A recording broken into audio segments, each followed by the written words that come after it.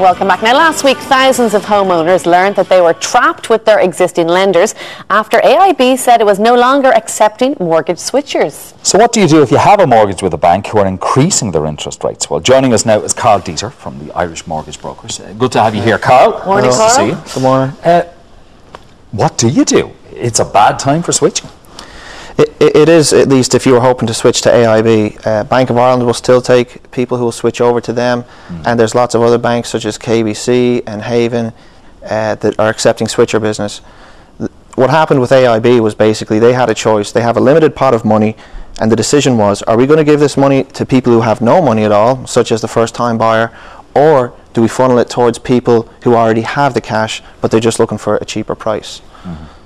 Yeah, but that's not really very fair of AIB, considering don't we own AIB? Didn't we give them $3.5 billion? So and now they want to cherry pick who they want to lend money to. Yeah, it's not very fair, but I suppose the way I look at it, the way I rationalise it, because this is bad for the business I'm in, because we can no longer switch people to AIB and save the money. But if you only have a limited pot of money and you can't help everybody, then you've got to make a call. And they also didn't want to have a situation where other banks start to raise their rates, in particular foreign-owned banks, and as the people are looking for a new port of call, that they all just suddenly arrive with AIB because they don't have the money to do it all with. I think if you look at it for what it is and you say, we have to make a decision on this, do you help the first-time buyer or do you help the switcher? I think they did the right thing, although again, it actually hurts the market in the wider sense. Okay, well the market could be hurt even more if other banks do the same. Absolutely. The banks basically are all going through rapid changes, and criteria is so fluid. We see criteria change from literally a Wednesday, it changes from what it was on Monday, and that's a real life thing. One bank might say, we only want to deal with switchers. KBC, for instance, have a line of credit well over $1 billion to deal with switchers. They're taking the opposite tack, and each bank is going to strategically look for a certain type of business. What I would say is universal is they're all cherry picking. I mean, without a doubt, they only want a certain type of applicant, and it is getting tighter and tighter. So it's getting worse and worse for the first-time buyers. Well, it's getting worse in terms of they're really underwriting forensically. So say, for instance, if you came for a mortgage and you were a first-time buyer, I might send in your application and the bank will say, okay, well, we're looking at Martin, seems like a good guy, but let's look at the accounts of the company he actually works for, and let's see if that company's in profit, because we're not sure that he's going to have that job in 2 years. So they're going to higher and higher degrees of investigation, and it just makes it incredibly difficult to access credit. What I can say is there are mortgages being done. I wouldn't have a job if there were no mortgages out there, but they're incredibly difficult to obtain. So what's the situation with mortgages at the moment? I mean, I saw Permanent TSB had the double interest rate hike there in the past 6 months. By all intents and purposes, rates are going to go up. So if you're on a variable at the moment, do you stick with it, or do you fix it, or what do you do? We've been advocates of fixing, because in the past people used to worry about the European Central Bank. Are they going to put them up? Are they going to put them down? What I would say is it's no longer a story that is just about the central bank. It's also about the margin that banks are looking for, and that has to do with the amount that they put above the central bank price. So it was going along at this, and now it's going to go to this. That's what Permanent TSB did. They increased their margin while the central bank sat still. And I would say that across the whole market, you could expect about 100 basis points or 1% in 2010 across the board. I think it will be one of the hallmarks of 2010 is where variable rates go, and the outcry as they do it. Because for banks to get back to profitability, everybody has to pay. That's the sad reality. We've already paid, and we're going to keep on paying, and they're going to get you on your overdraft, they're going to get you on your credit card, on your transaction fees, on your mortgage, on your unsecured debt, your car loan. They're going to get it on everything until they're back in a position where they're making money. We asked you to put together best variable and best fixed rates on 250,000. Now, 2 years ago, you wouldn't have been able to buy an outside toilet for 250,000, whereas thankfully the market is coming back down again. So, what did you come up with? Well, I'm going to have to rely on my trusty piece of paper.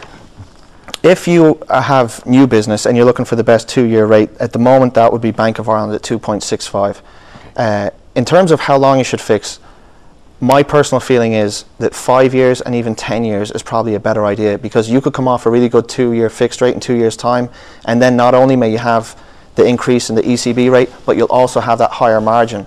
Okay. If you go for a longer fixed rate now, in essence what you're doing is you're paying an insurance. It's almost like taking an insurance out against any rate rises, but you'll guarantee that price for quite a long time, and it's not as expensive as you might think. But do you not face that same thing in 5 or 10 years' time?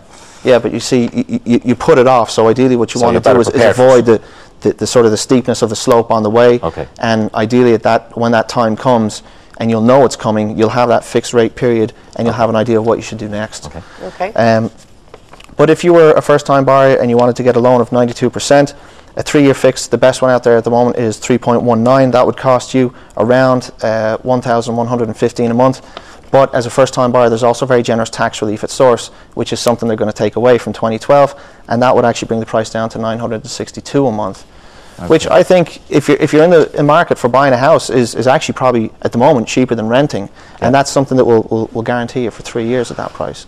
That lovely word that we all fell in love with, tracker. Yeah. Oh yeah, tracker. Tracker My mortgage. tracker's gone, and I'm devastated because we sold our house, and they said we're never going to get another tracker.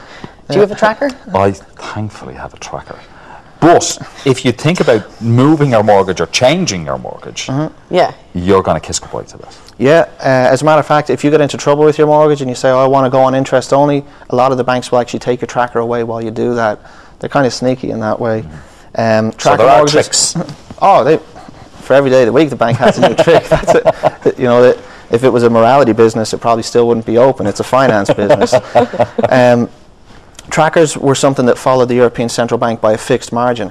Now, variable rates used to almost do the same thing. When rates went up, when they went down, the banks would change their variable rates, but that doesn't happen anymore, and I don't think it will be something that happens anymore. So if you have a tracker, you really have to think long and hard before you do anything that has to do with giving it up, because it's a very precious thing that you can't get again, and unless you have a very valid reason, you should avoid walking away from it. We're expecting... I don't want to hear this. I don't want to hear this. Well, if you're worried Sybil's just about, walked away from one. yeah, it's well, if you want to have a truly tough time, Sybil, Give me some good news. you know, well, the good news is, if you probably have it pretty good on TV, brokerage is a lot rougher. So it's kind of like a mixture of Groundhog Day and stepping in the ring with Mike Tyson. So relatively, I'd say a lot of people, if they have a low loan to value, if they have a job that's secure, you know, you're still working, you're going to get through. It's not going to be easy, but you're going to get through. The people I really feel bad for are those who mortgaged up to the hilt and then lost their job, because when you have large unemployment, the mortgage arrears that we're seeing at the moment, and out of 791,000 homes, there's around 27,000 in proper arrears and about 6,400 who haven't paid their mortgage in a whole year. Wow. That's not a case that suddenly mortgages became unaffordable. In fact, they got more affordable. They've been getting cheaper all this time. That's a symptom of unemployment, and really, in order to help these borrowers, the whole system is predicated on recovery. And what I do every night before I go to sleep is pray that we get recovery soon and fast, okay. and that's kind of what it all hinges on. Well, without being the prophet of doom and gloom, for those who are able to pay their mortgage, we are looking at a couple of interest rate hikes in the next 12 months. You said you weren't going to be a prophet of gloom and doom. I know, but we are. Well, I said without sounding like it, but we are looking at a couple of. Well, you were saying a 1% definitely. Anyway. Well, that 1% though is the banks just increasing the price on what they charge. When you talk about the interest rate hikes, you see there's two sides of it. One is the Central Bank of Europe. I actually think they might not raise rates this year, because you've got all this uncertainty out there, and I think you're also seeing uncertainty even on the level of the euro as a currency. And you can see the way that that's happening in its comparative value to the US dollar. We might not see a rate hike this year, but if you're worried about them and you are on a variable rate, then you should fix in and know your cost. For instance, if this was last week and you were able to fix with AIB and switch your mortgage away from Permanent TSB are charging their customers 3.69 on a variable, you could have gotten a 5-year fixed with AIB for 3.86. I mean, that's almost comparable. And then you have this guaranteed price for all that time.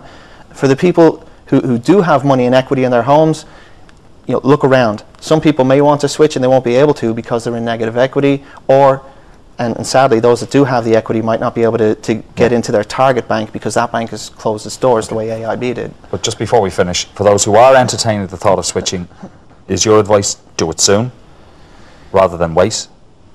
It's if you have a valid case for switching, I'd say don't really wait around, because banks are closing their doors, banks are closing down, they're increasing their rates. You know, they're making it that if you try to get on a fixed rate and stay with the one institution, it gets very expensive. So don't wait around and then start to cry and fuss about it when it's too late. Do something about it now and get it done early, and you'll be glad of it. Karl, well, we're glad you came in to us today. Pleasure. Thanks for coming on. Okay, very much. Okay, how would you like to stay at the luxurious 4-star Inchydoney Lodge and Spa for, wait for it, just €1? We'll be telling you how after the break.